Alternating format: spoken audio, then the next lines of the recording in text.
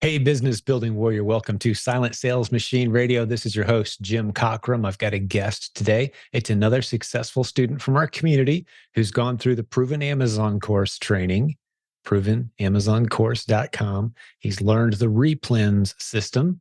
And as of the most recent month, he's sold $35,000 at a nice profit margin. He dives into all of that today as part of his story.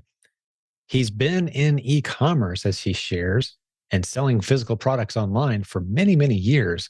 But at one point in today's episode, he discusses and contrasts the difference between the Amazon REPLENS model that we train around here and all the other things that he's tried. We call them the Easter egg or the treasure hunt models. You know, some days you go out and you find some good stuff, other days you go out and you find nothing. And it seems like a pile of stuff kind of accumulates over time. You're not sure what to do with. That's some of the other models that he's played around with. He's also had some private label success that competitors came along and kind of wiped out after a long run of several months of success. So when he contrasts the proven Amazon course model with all the other models he's tried over the last several years, he says, man, this is the easiest one that I've ever seen. And he's certainly scaling up. He's using our Proven REPLENS VA program. You'll hear us talk about that a lot on recent episodes. That's, of course, where we train virtual assistants who work for $4 per hour in the Philippines on our REPLENS inventory hunting strategies. And then we assign one of them to work just for a client. Maybe that's you as our next client. And they send you those winning REPLENS, those winning underserved listings on Amazon every day. And you go buy or pay someone else to buy and send them into Amazon. It's a beautiful model. He's really scaling up with that lately. We talk quite a bit about as well using your business as a way to build relationships and the importance of that. And even for those of us who are Christians, how it's almost a responsibility that we have to incorporate and include those relationships into our life. And that's something we spend a significant amount of time on because our guest today, his name's Jim Kiernan. He's also a professor at college part-time at a university getting his PhD. And so we spend some time on that topic. Just a wide range of interesting subjects today covered from yet another successful student from our community. So let me just encourage you, if you've listened to a good handful of these episodes over the past few weeks or months, and you haven't jumped in yet and started tackling this business, what are you waiting on? You really need to take a shot at this. The barrier to entry is low. The cost of entry is low. The risks, if you do it the way we teach it, are extremely low. At no point are you spending a bunch of money and hope it works out someday. You're spending a few dollars. The price of getting an Amazon seller account, just a few dollars. The basic tools you need, just a few dollars. The proven Amazon course, just a few dollars. We're talking well under $100 to get everything you need to get rocking with this model and start ramping up, building something beautiful. And today's guest is just another example of someone who's doing just that. So it was a pleasure hanging out with my new friend, Jim. Bear with us. We got two Jims on the show today. So keep that straight. But we'll jump over and meet Mr. Jim Kiernan right now. Enjoy the episode. So Jim, welcome to the program. Hello. Good to have you here, my friend. Yeah, good to I'd be like here. to jump right into your story if you're ready to go. Yeah. So as far as e-commerce goes, probably maybe 8-9 years ago, just started selling random things around the house on eBay, some extra things. And, that was just like a hobby though. It wasn't anything major.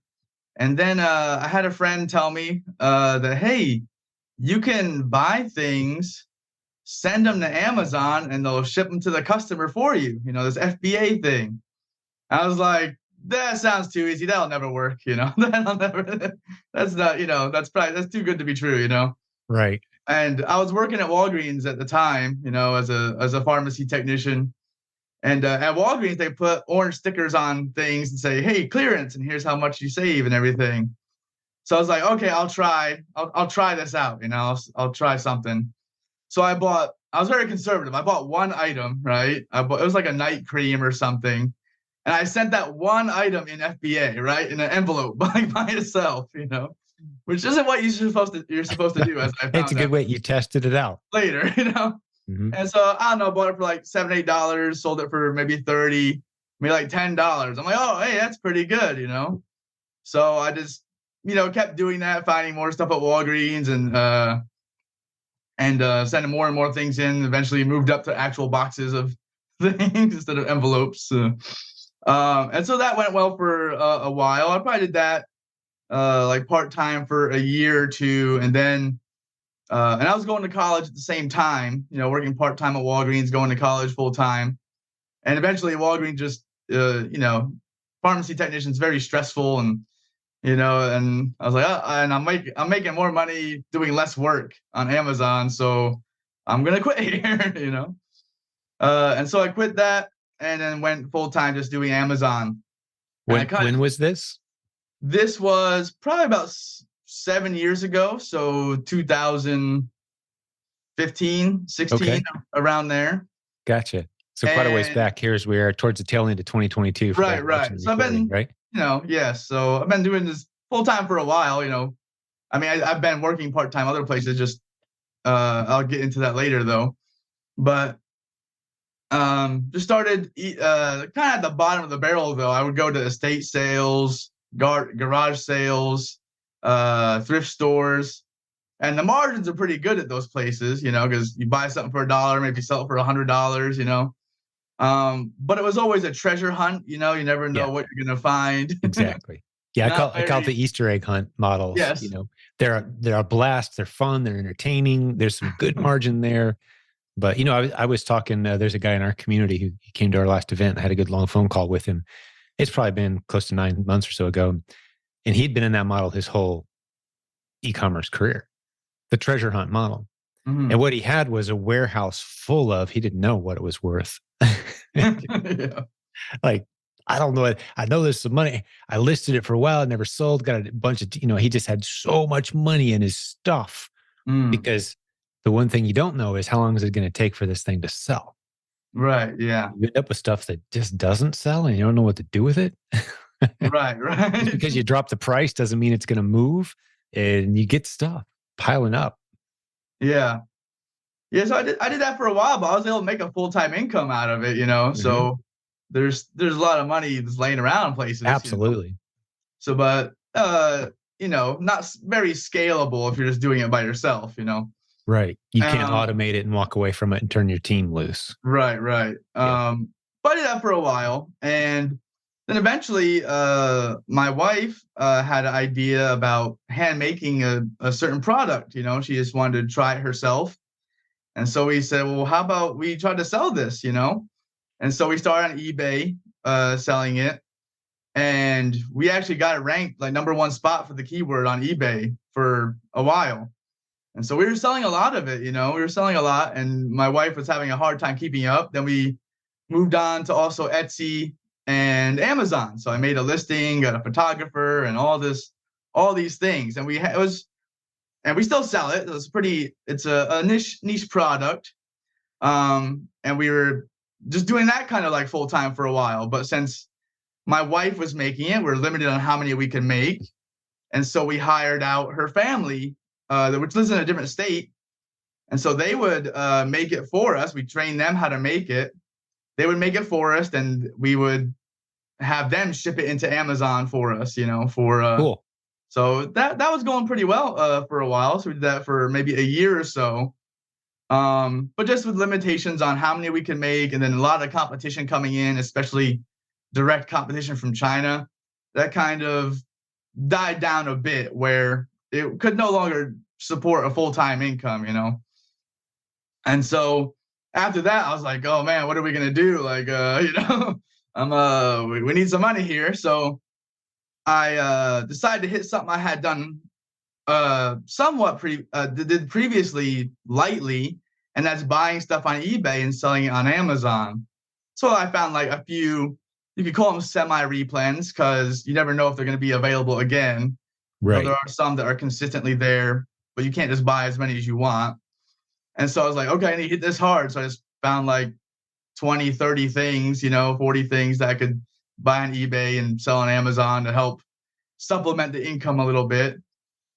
And then after that, I found a few good stores in my area probably 2 chains, just like 2 chains. And I would go to those 2, and that was enough for a full-time income. They were kind of like a liquidation type store where they buy stuff from like Walmart or Target that they don't want, and they sell it at a discount. So I was able to do about 10,000 in sales per month with just those couple stores. Nice. Now, how long ago was this? This is about 2 years, probably 2 years ago. Okay. I started doing that. Okay. And then this year, I kept watching the podcast, hearing about replens. And you can only hear about people making lots of money and have lots of success so long before you're like, I got to try this at least, So, because I had like tried to do it similar. I've heard about maybe a while ago and tried to do it. But I went to Walmart, spent like an hour in the aisle, didn't find anything. So I got discouraged. I was like, oh, this doesn't work, But after a lot of people, again, hearing success story, I'm like, okay, I'm going to go for real, Because I think, maybe a lot of the problem is people give up too easy. Like, especially if it's like an hour. Like, you mean to tell me you don't even spend a whole work week on it and you're going to give up, So, and that's like 40 hours. Spend 40 hours on it and then tell me if it works or not, at least. Right. So I did. I've spent probably 10 hours on it before. But then, the products kept rolling in. I found a few local brands in my area and things like that really took off, that were really helped jumpstart me. And that was this May, because I teach part-time at a college. So I was like, okay, I'll wait till summer so I can just dedicate all my time to this, to finding products and things like that after the semester's over. And so that's what I did. And probably found about, like 200 or so replenishable products. And then I kept hearing on the podcast, hey, proven VA, And so I was like, okay, it's, somewhat expensive. It's not like pocket change, And so I was like, but, we're all going to die someday. We need to take a risk, we want to be successful.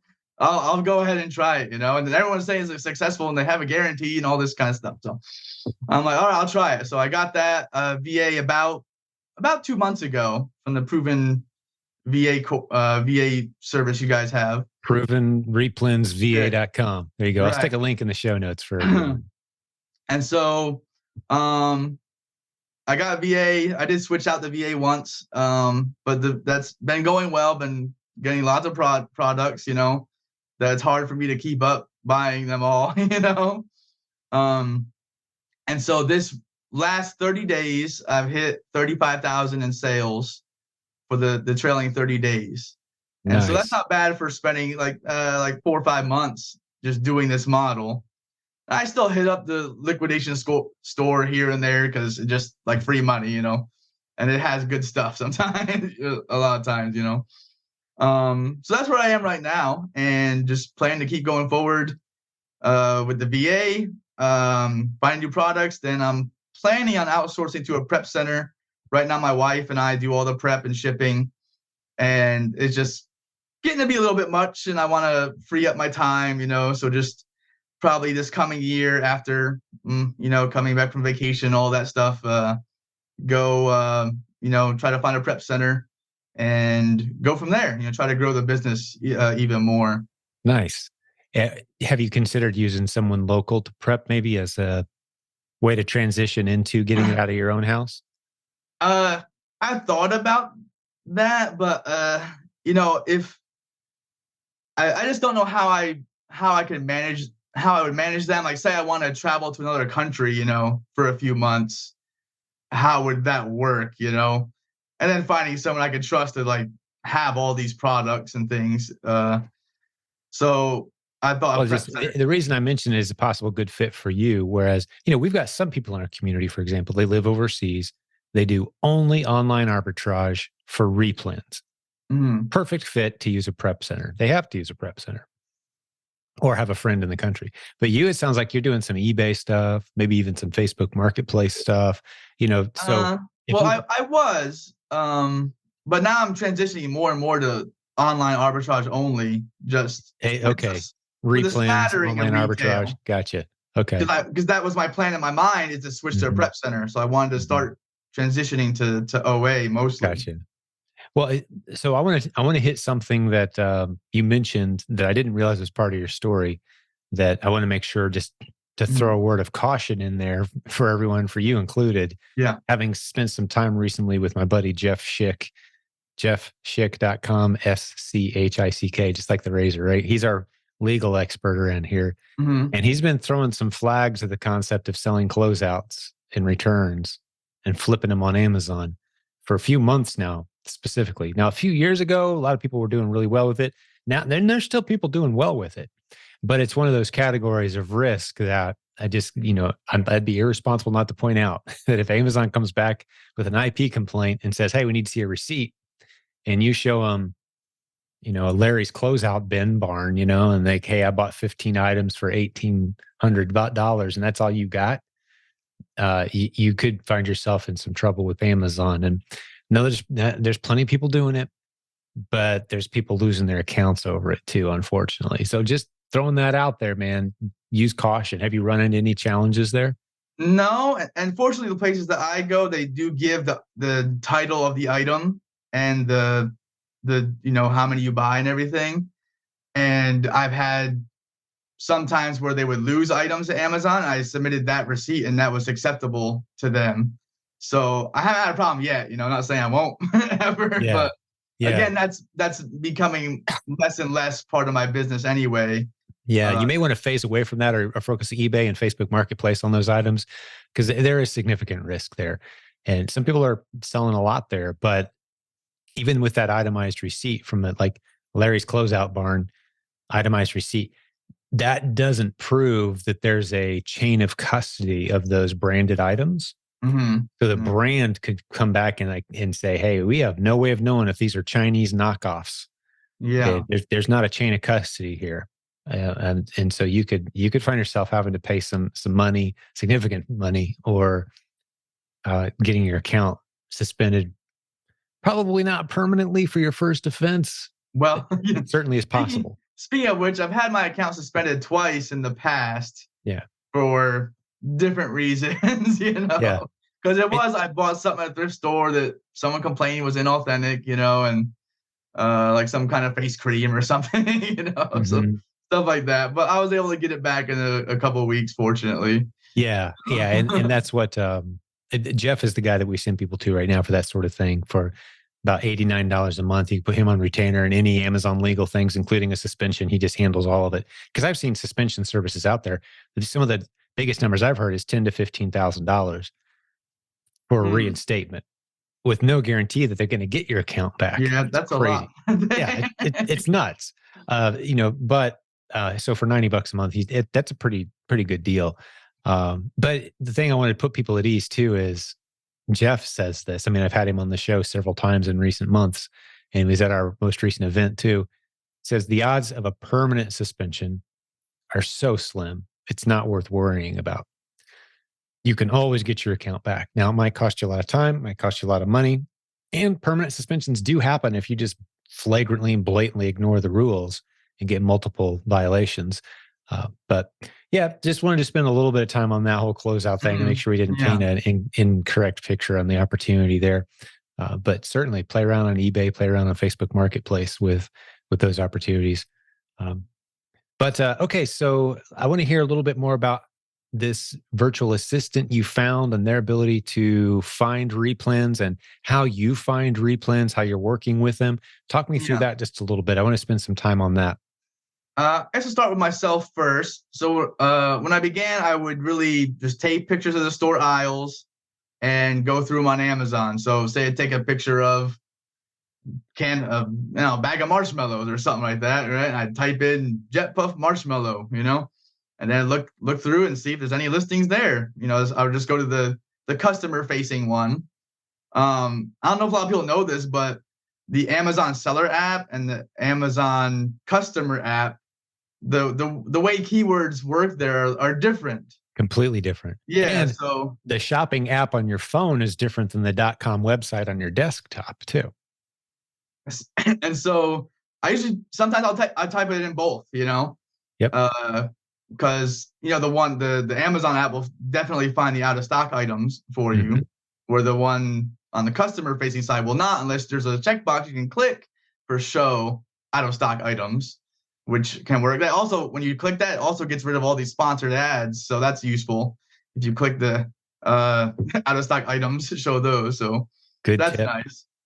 And so that's what I would do, just go through the pictures and do that. And that worked. I found couple hundred items like that. Pretty quickly. How many Yeah, stores? How many stores were you sourcing from? Physical retail stores to find those 200? maybe 3, Yeah, right. 4, Yeah, it maybe. doesn't take many. No, there's one brand where I found like 40, like replay from, Right, right. which you And, can't and what are your criteria for a good replan? And for those who are new to the episode, Jim and I will spend a couple minutes talking through what a replan even is. I think that'd be good use. I haven't done that in a few episodes. But what criteria are you looking for? What determines a good replan to you? Well, my beginning criteria were 7 drops per month, so about 7 keep a drop, so like 7 sales per month or so, and at least $3 profit. That was because I was desperate. Like, I need something, So Yeah, I was proof I was of happy. concept. I was happy to make anything. When you have 0 replans, any replan is good. Yep. And so I did that for a while, and then more recently I've upped the criteria a little bit to 10 drops per month and $5 profit. Though if it's close, it's like 485. I won't split hairs. I'll take that. So that's kind of my criteria right now. And of course, the more drops, the higher profit, the better. But usually like about a 40% ROI is what I'm looking for. Though I will modify that based on if the weight is very light. If it's like under a pound, maybe I'll go down to 30% because then you can ship a lot more. So I will adjust the criteria. I don't know if I have an exact algorithm, but just my feeling, kind of Yeah. thing. And if it's heavy, like I'm gonna look for more profit, because if I can only ship 4 in a box, well, I'm gonna want more than $2 or like $5 profit. I'm gonna want 10, 15, $20 or something. So that's kind of my criteria, and that's what I tell my VA to look for as well. So my VA, and they'll find tons of stuff in a lot of stores I never even heard of, which is good. More stuff I wouldn't have even thought of. And they find right now they're just part-time for me, so they're doing about 4 replens per day for me, Monday through Friday. And still, and recently a lot of them have been good. Like most of them have been good. When I first started out, my first VA, it was kind of hit or miss. Maybe like 25% were good to 25 to 50, but now it's about 50 to 100. That have been good recently. Good to hear. Yeah. So Now, are they sourcing off stores that you send, or do you just turn them loose and say, find me replens from anywhere? Yeah, I kind of like just find me something anywhere. I have done that though. I've sent pictures of store shelves, like, hey, find this stuff, or here's a brand I want you to look for. But just recently, just find me anything, and that's been going well. So, yeah, I see no reason to change it, until like it doesn't work, Right.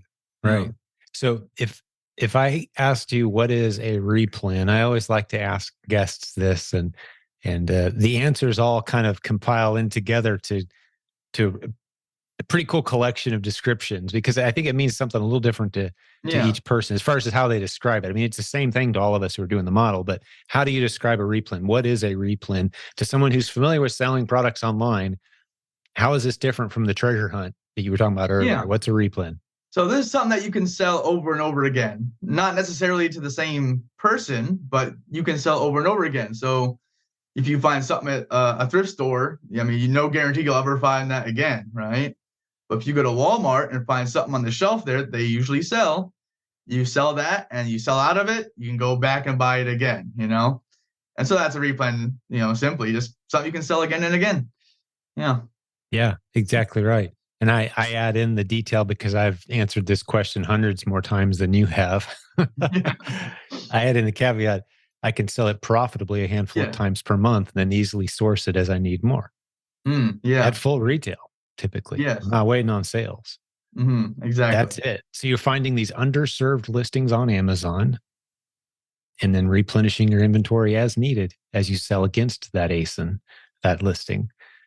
And I like the marshmallow example you used a little earlier. I think that helps people maybe paint a clearer picture because people may be thinking, well, you looked at a bag of marshmallows, like it's either selling for a profit on Amazon or it's not. Like, what are you possibly researching to find a bunch of winners?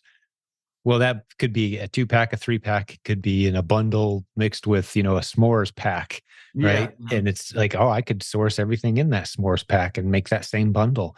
Like that bag of marshmallows could appear in 80 listings on Amazon, and 79 of them are a complete waste of your time, but one of them is a replen, Yes. Yes. right? It's a 4-pack, and there's 40% net margin there, and $8 per sale, and it's dropping, like you said, 12 times a month Yeah. with 2 other sellers. I can expect at least 3 to 5 or maybe even 10 sales a month or more. You learn to read the numbers. You're using Keepa, obviously, to help you make these decisions, right?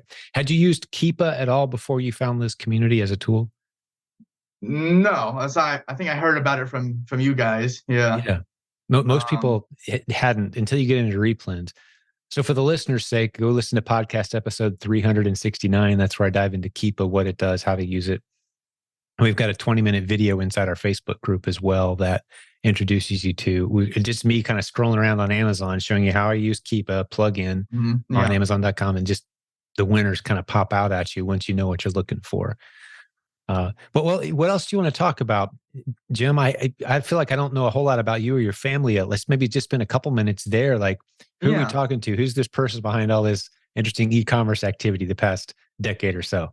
Yeah. So I have my wife Judy, and we have 2 children, 4 and 2. So they keep us busy. Um, and right now I teach part time. I came here to go to college, is why I first moved here. And Where do you live? Knoxville, Tennessee. Oh, you're in Knoxville. Okay. Yeah. And so I moved here to come to college because I was previously in the United States Navy for 6 years, and I was praying about, what do I do next? Uh, Talked to my pastor and told him my burden for, to serve God, and he recommended the college here, and I came here for a missions degree and graduated with that. Then I also went to the seminary here, graduated my master's of divinity, and then the president of the college asked me to stay and teach, and so I agreed to that. So he asked me to stay and teach part time, and then simultaneously work on my PhD at another seminary, and so I'm doing that as well. And so hopefully finish in another year or 2 here with that. And then I have an agreement once I finish that is to start teaching full time at the college and seminary. And then, hence why I want to offload some of the responsibilities with the Amazon business onto a prep center or what have you, Yeah. in order to focus more time on that while also bringing in some nice supplemental income, Yeah. Outstanding. What course do you teach? I teach Courses? I teach Greek, so biblical Greek, and then also Baptist history. Wow. What a combo. Yeah. Yeah. I know. So you get all the Greek jokes. It's Greek to me jokes, right? Yes, It's yeah. all Greek to you. That's It's great, easy. man. Yeah. No, I'm a big fan of Hebrew myself. So between the two of us, we could have some fun, I'm sure. Yeah. Yeah. I haven't studied Greek a whole lot. I know the basics, but Yeah, I just went over a lesson today in my Greek class about Hebrew, and how the name of God is in the book of Esther, but as an acronym in the Hebrew 4 times. So it's very, very interesting. yes, a lot of. I've dove into the Book of Esther. We could nerd out a little bit. You've heard me speak of my affinity for my good friend Rabbi Daniel Lapin on the show, Yeah. I'm sure, and as an Orthodox Jewish rabbi, he knows his Hebrew, man. So I picked up some great lessons over the years from him. But Yeah, that's great. Feel like I know you a little bit more and what you're all about, man, and the Yeah. vision you have for this business becoming something that's it's an asset versus something that requires your daily constant attention and time. It Yes. takes some time to get there, but you're on that trajectory, obviously. And one question I wouldn't mind asking you, Jim, is you've done e-commerce for quite some time now. In dog years, you're an old man when it comes to e-commerce. Kind of like Yes. not quite Yes. where I'm at. I'm a super old dude. Like, but now you get about half as much time into this game coming up on it as I have.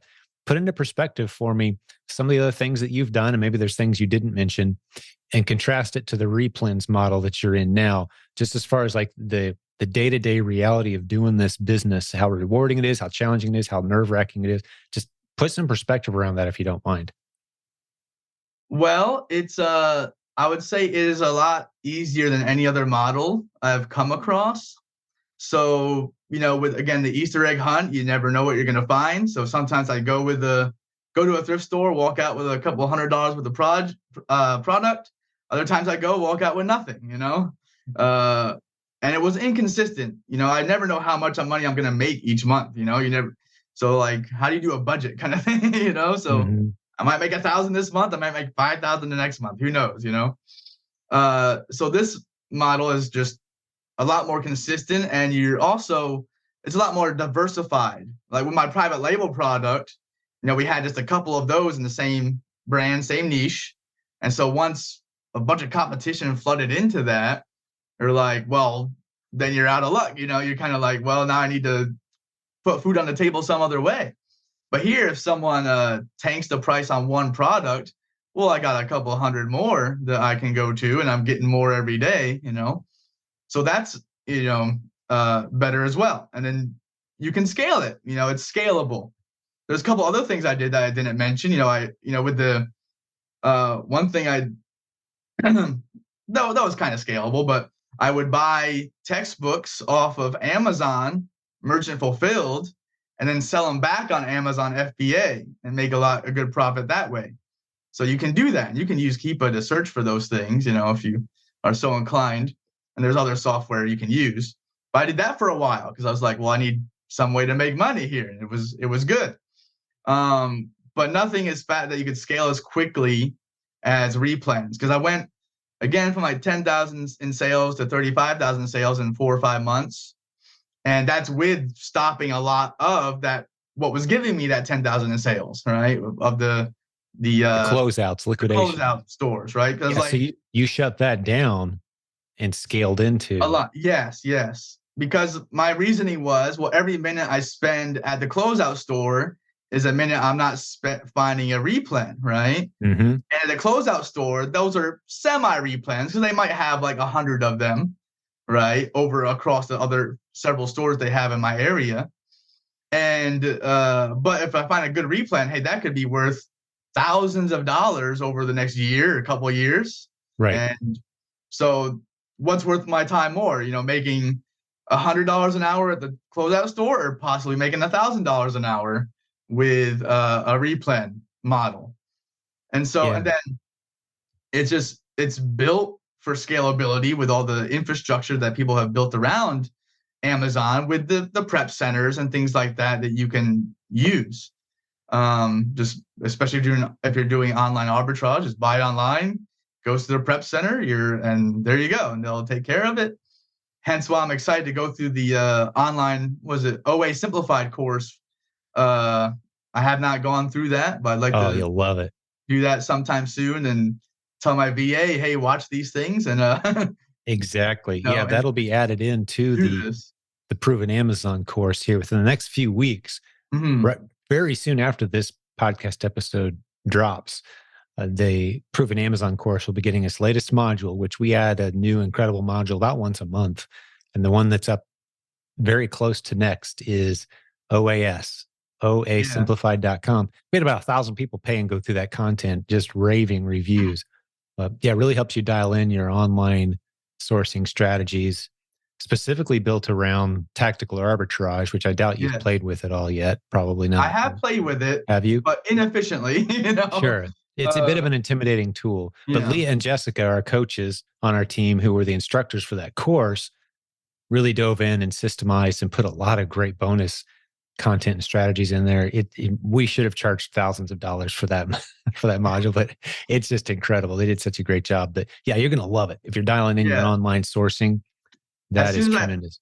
as soon as I heard the podcast episodes with those ladies on it, right, and heard what they were doing, like, oh, they never touched their inventory and things, like, that's great. That's exactly what I want. I don't want to see my inventory. I want hands off, just clicking buttons, money making machine kind of thing here, right? That's right. Yeah. So and they're both running, like 6-figure a month businesses yeah, without ever seeing or touching their inventory. Yeah. yeah. They were great coaches and teachers for that. We'll get back to the program in just a second, but I want to tell you about some features included in a software tool called Sellerboard. It's time for you to know your numbers.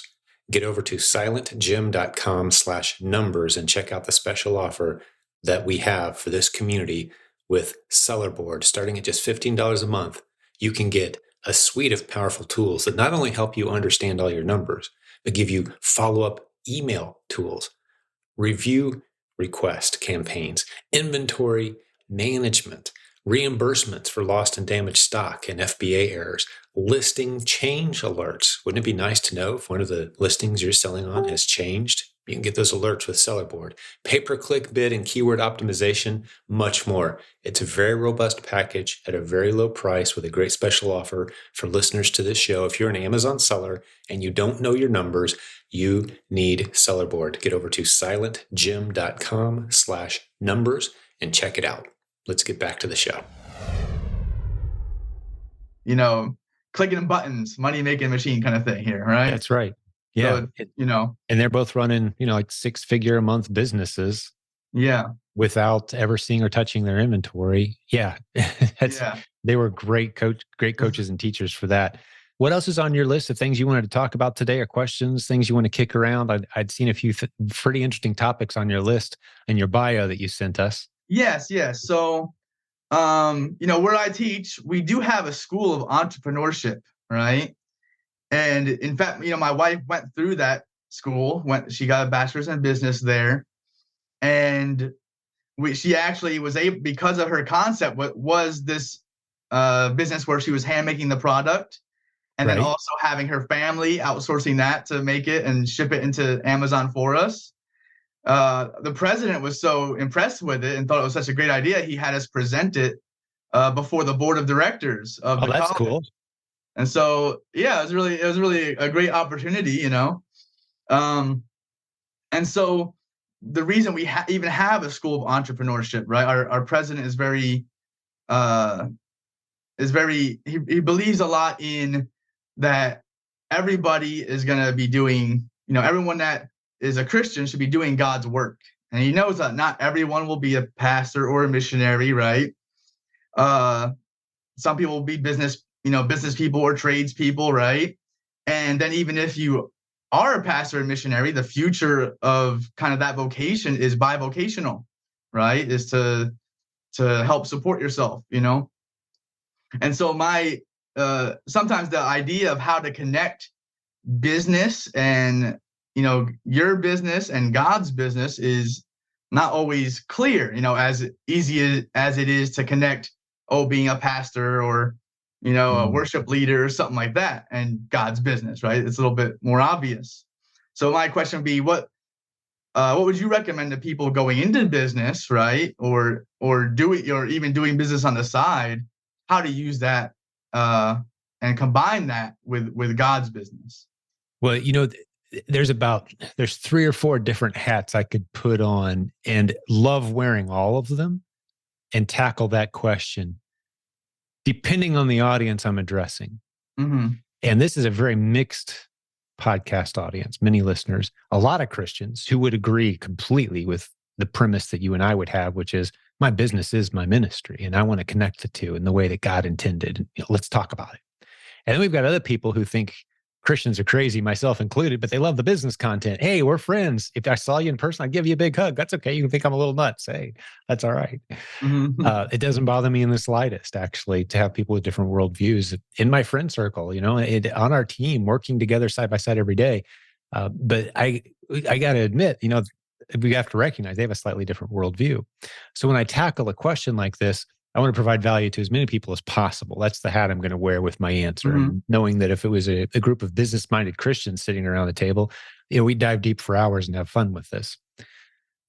So with that kind of premise, that kind of platform, I basically say, to the degree that you make your business about relationships is the degree you're going to have success. To the degree that you make your business about relationships is the degree you're going to have success. And that holds true for any of us. What I mean by incorporating relationships in your business is to the degree that you include others in your success and your, partnerships and hiring employees and suppliers, making it about others. This is where my Hebrew background comes into benefit. And I don't know if you've heard me mention this before. This is from my buddy, Rabbi Daniel Lapin. A transaction in Hebrew is the start of a mutually beneficial, lifelong relationship. That's what a transaction is. It's the start of a mutually beneficial, lifelong relationship. It starts off with mutual benefit and it just grows from there. So to me, the question isn't so much, how do I blend my ministry into my business? To me, I'm not convinced, and this is just me talking now, right? I just haven't studied this topic at length. I think the question we should be asking is it even possible to run a business without dramatically improving the lives of countless others? I say it's not. It's not possible to run a business without dramatically improving the lives of countless others. To run a profitable business is to effectively serve others extremely well.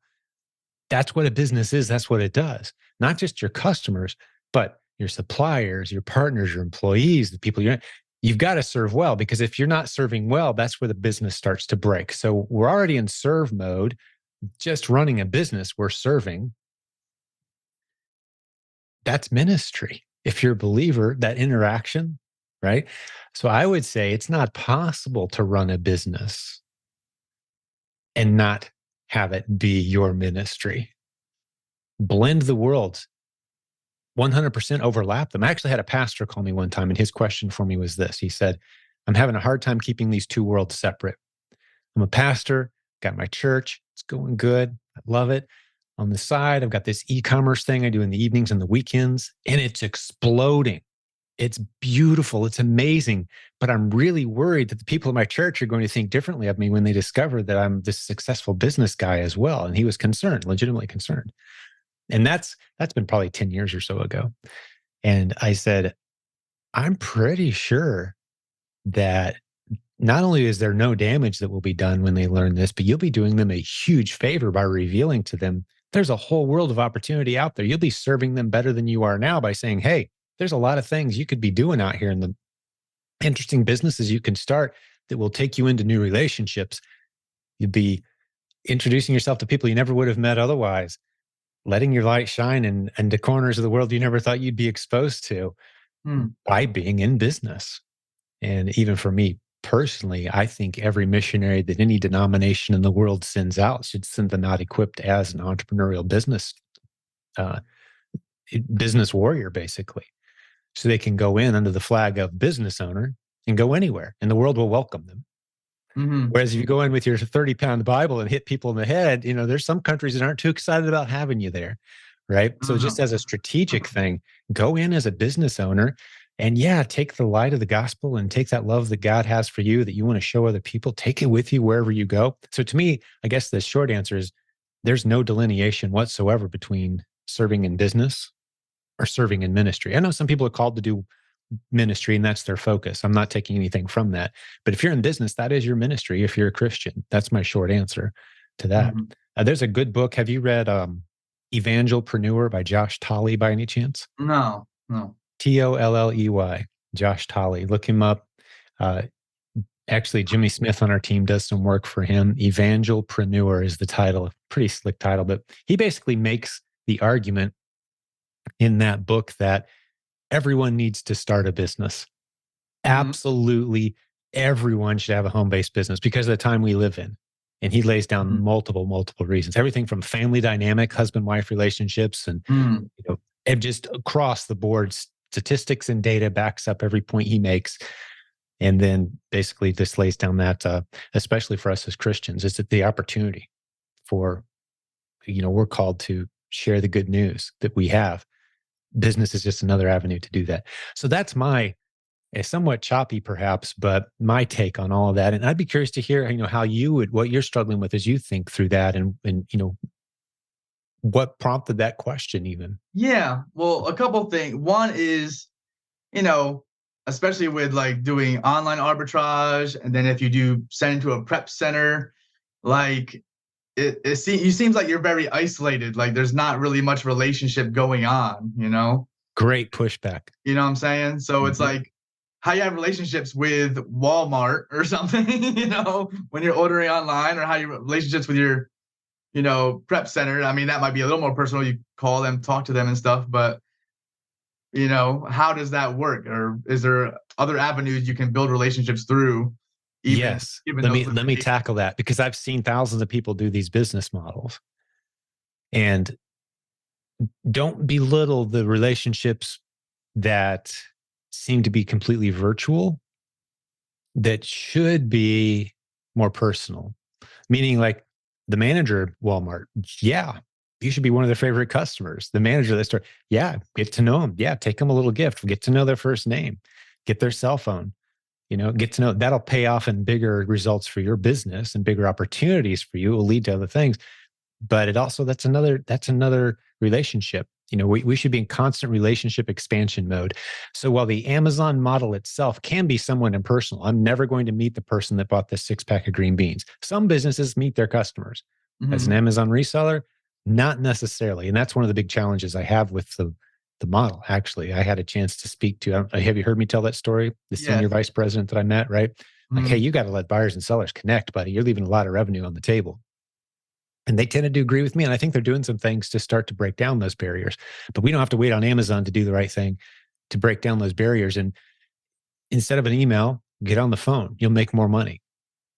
That sentence right there stands alone. Mhm. Not only will you build more quality relationships, you'll make more money too. The two aren't conflicting messages. They're co-supportive messages. They compound on each other. Pick up the phone more, or get on a Zoom more.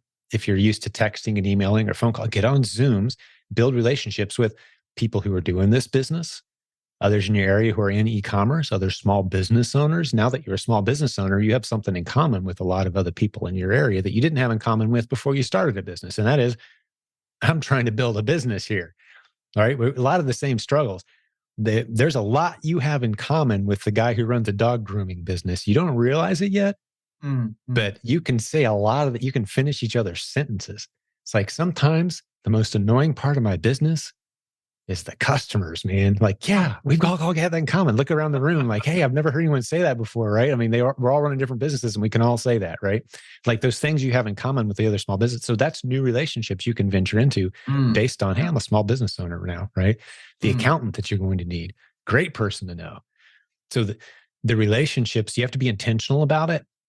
But one of the leaders in our community said a few years back, the solution to every challenge you're going to run into is a person. Not necessarily. No, a book can help you.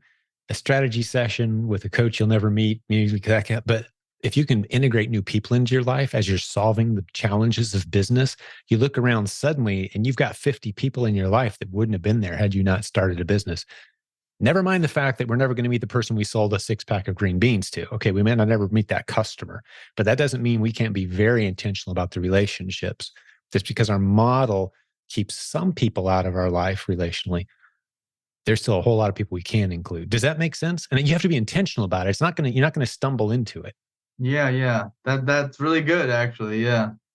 That Because, opens. I've seen people do this model for a decade, 2 decades. I know someone, I'm not going to name names. Some people know who I'm talking about, but they ran a very isolated model of this business. Stay home, leave me alone. Everything's email, never get on the phone, never do Zooms, never do live events. I'm just going to, I'm doing e-commerce, me, myself, and I over here in my little corner. It's a lonely, isolated, I don't know how you stay motivated type of way to do this. But on the other hand, the people I see do really, really well. And he didn't do as well as I thought he definitely could have and should have, because he just Mhm. was kind of by himself. But then the people that do really well tend to be the people that surround themselves. They start a mastermind group. Maybe they're in 3 or 4 different mastermind groups, and it seems like they're always on Zooms with groups of people and live events. And they come to our Proven conference, and they're always interacting. Their list of contacts is growing. Those are the people that tend to do really, really well. So not only do they have more relationships, they're making more money. They're putting more money in the bank. They're not afraid of what I call that superpower of reaching out, getting on the phone, making new phone contacts, or new relationships. So it's a topic of passion for me. I feel like I could rant way too long about it, but we can't let our business model be an excuse for not constantly integrating new relationships into our business. Yeah. That's really good. Yeah, that's really good. Yeah. Awesome. I appreciate the question. I appreciate the honest pushback too, because this can be a very impersonal model. And sometimes it feels like it's almost encouraging us to be impersonal. Selling random widgets to strangers we'll never meet. How can that be relational? Well, I just gave you a lot of ideas. Yeah. Yeah, it's good. Yeah, that's good. I think it'd be helpful both for me and for my students, if anyone has a desire to go in that area, Absolutely.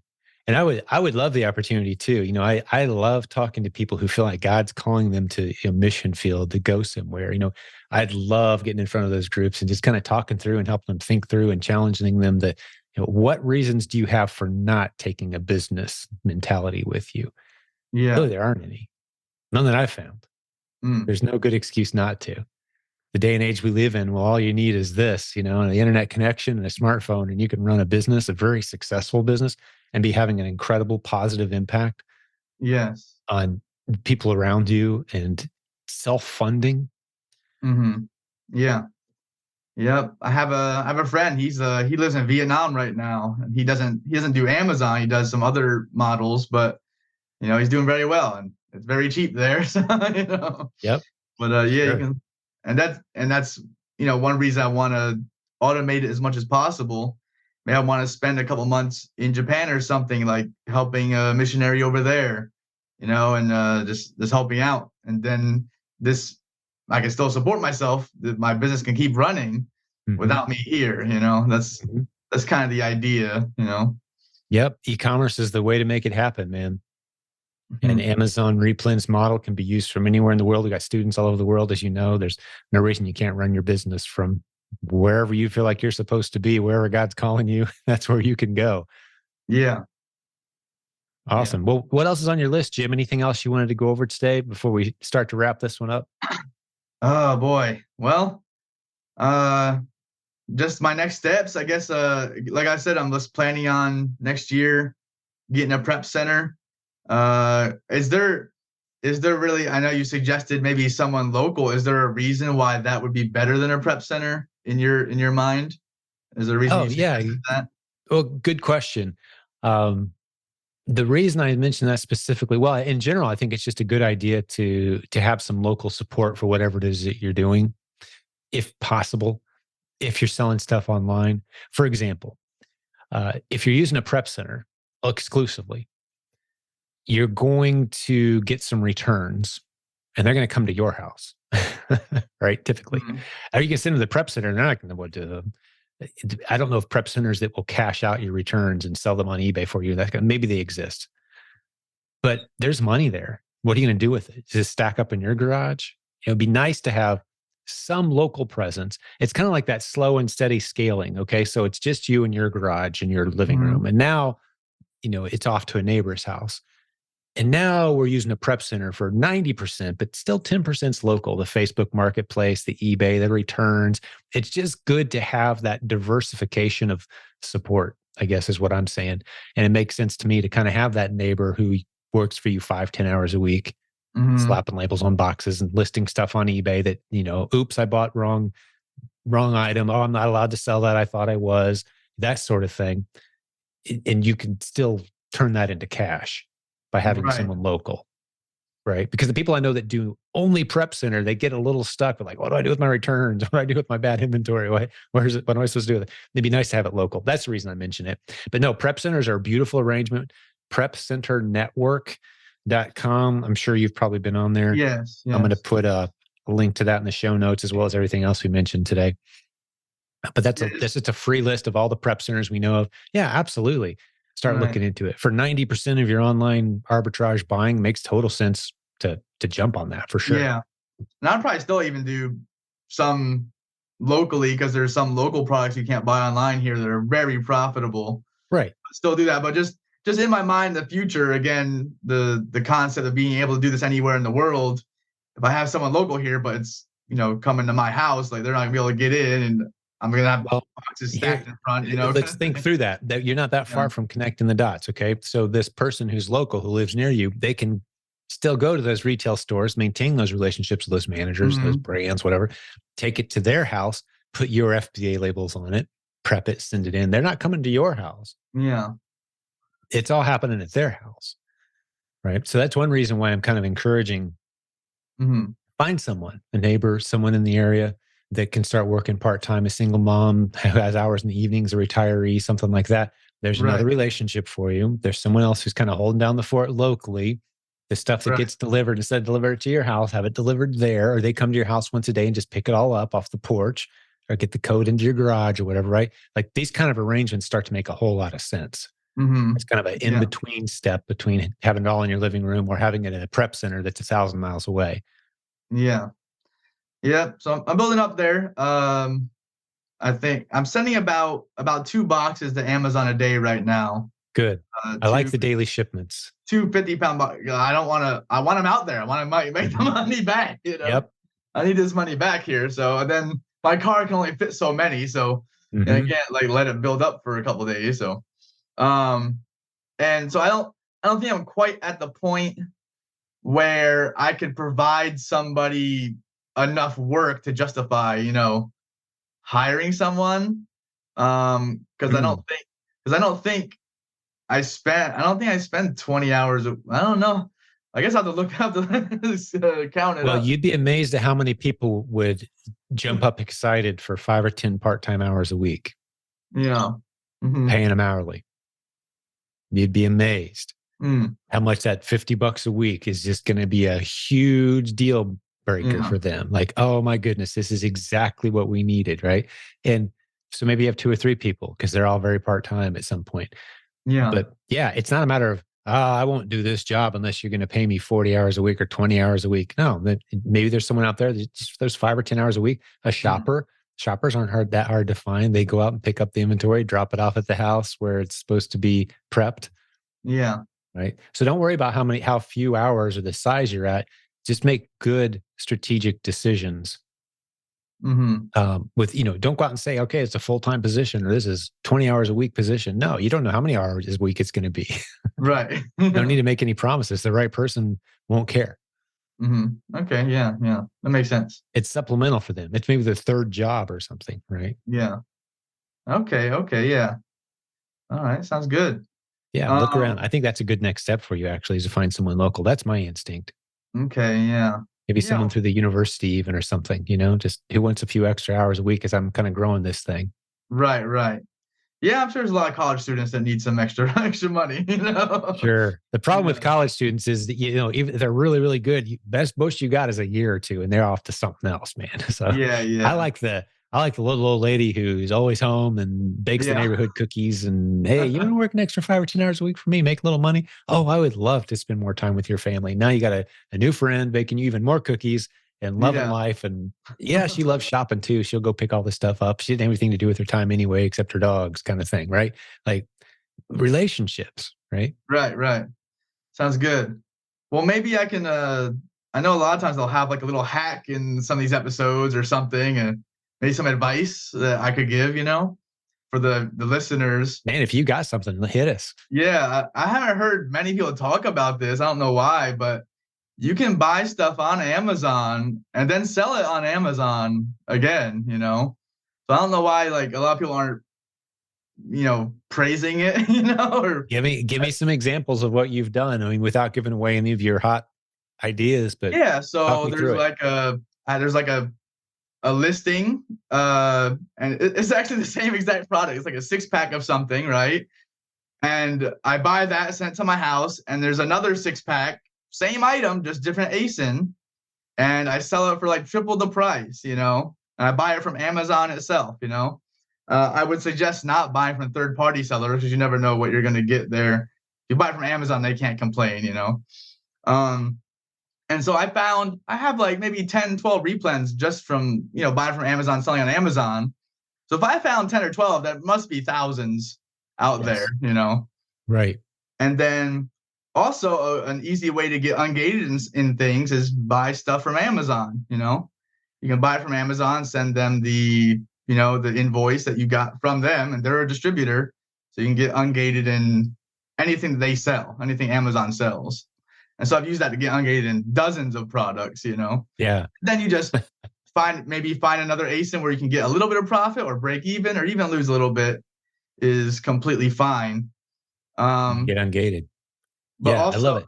Let's go back to that marshmallow example we used earlier to make sure people catch on what we're saying. Remember we said there was what, 90 different ASINs that include this bag of marshmallows, and 79 of those are completely unprofitable, including one that seems like they're selling that bag of marshmallows like half the price anywhere else on the planet selling it. Mm-hmm. So you order from that guy. Maybe it's the Amazon's deal or whatever, and they're like, why are they selling marshmallows at a loss? I don't know. And I don't care. I'm going to order a bunch of them and I'm going to sell them against this other ASIN over here, the s'mores kit. Well, there's $8 margin. Right? The cheapest place I can get those marshmallows is right off Amazon. Here's what you can't do though. This is a little warning, throw a little flag. Don't use your Prime account to do this. Amazon does not want to see Prime discounts applied to buyers who are flipping and selling on their platform. Use a separate account. Yeah, use a separate account. Well, even if it's a separate account, if you're using your Prime membership to get that Prime discount, Amazon, don't use the Prime. Because they know your IP address. They know the buyer account and seller account are associated with the same house address. Even if it's someone who comes to your house. Yeah, well, I'm saying you could set up a business account, and that would be separate. You could put that under a separate email, and that wouldn't be connected to a personal account. And then with a business account, you can also apply for tax exemption. So you can buy stuff tax exempt off of Amazon with that. So but you can't. But even still, if you intend to resell it, don't use your Prime account. Right. But usually for business, you have to pay a separate fee for business Prime for under the business account. That's outside of my scope of where I can confidently speak. If it's a business buyer account, if you can still flip and resell that on Amazon, I'd have to say I don't know. But don't use your personal Prime account to flip. Right. I do know that for sure. I've seen people get in trouble. That's one of those things where it's like, it doesn't matter who you hire, you're going to have a hard time getting your account back if they catch you flipping. It's kind of like having multiple selling accounts running out of the same. Yeah. The Amazon does not like that. They'll shut it down. Just follow Amazon's rules and you'll be fine, Exactly. Just don't break the rules. But that is a great tip. Amazon flips. Beautiful. Also, if you buy stuff from Amazon to get ungated, don't return it once you don't just return it once you get ungated, because you're going to mess this up for everybody else. Okay. So don't do that. That's a good point. Yeah. Sell it on eBay or give it away as Christmas presents or something. But say it's a cost of doing business, you'll maybe lose $30, $40 or something, but hey, now you're ungated and you can make $1 bajillion off of that brand or something possibly, so. Exactly. Yeah. That's good tips, man. I appreciate it. Yeah. Well, I've got to start wrapping this episode up. I'm running out of time for today, but it's been great hanging out with you, Jim. Thanks for all your good tips. It's a pleasure hearing your story, and we'll do it again sometime, man. I'd love to hear an update, maybe 6 months, a year or so from now, and see how things are going. You're on a beautiful trajectory. Yeah, hopefully they're going well. Well, it sure looks like it, man. You're building a beautiful business here. Well done. Mm-hmm. Thank you. Yeah, well, let me talk to the listeners who have joined us today for just a minute as we start to wrap this one up. Hope you had as much fun as I did, learn some new things, feel challenged. And, the thing that stands out to me today is just how blessed I am to get to spend time a few times a week with great members of this community like Jim and so many others, dozens of others recently, who are building incredible businesses. We do this as a service to you. It keeps me sharp. I always learn new things, but we want you to feel like you're being well fed. The time that you invest here, that it's worth a lot of time, effort, and energy for you to pay attention to these lessons, go out and apply them. So it's time well spent. That's the point I'm trying to make. And please send us your feedback. Let us know. Do you like these episodes? Do you want us to hit on some topics that we kind of skimmed past today? Are there other things you want us to talk about? We love that feedback. You can contact me directly. silentjimdotcom has the contact information. If you got a question, or if you want to jump in and maybe get started growing an Amazon business like you heard Jim talking about today, there's a link to the Proven Amazon course on that page as well. That's where we suggest you go. Maybe you want a coach or some of our other services. It's all there. And in the show notes as well. As a reminder, a link to everything that Jim and I talked about. There's a link in the show notes near this episode where you're watching today. Last thing I'll ask is, hey, leave us a review. If you're listening on iTunes, especially, we love those reviews. We love to see those 5 stars, and subscribe to the show. That helps boost us in the rank as well. We've got about 100,000 people a month right now, 100,000 downloads a month on iTunes alone, which blows my mind. Pretty incredible. Thanks for being one of those very valued listeners. So, Jim, one last time, buddy. Great job today, man. Thank you. Thank you. Thank you, sir. And to all the business building warriors out there, God bless you. We will have another great episode for you again very soon. We'll talk to you then. Hey, thanks for hanging out today. Before I let you go, one short reminder. We are so grateful to our new sponsor to this program, Seller Board. If you haven't checked them out yet, get over to silentjim.com/numbers. This is the software that tells you if you're profitable or not. It helps you track all of your expenses, your KPIs, sales, refunds, advertising costs, all of it. Profit, loss.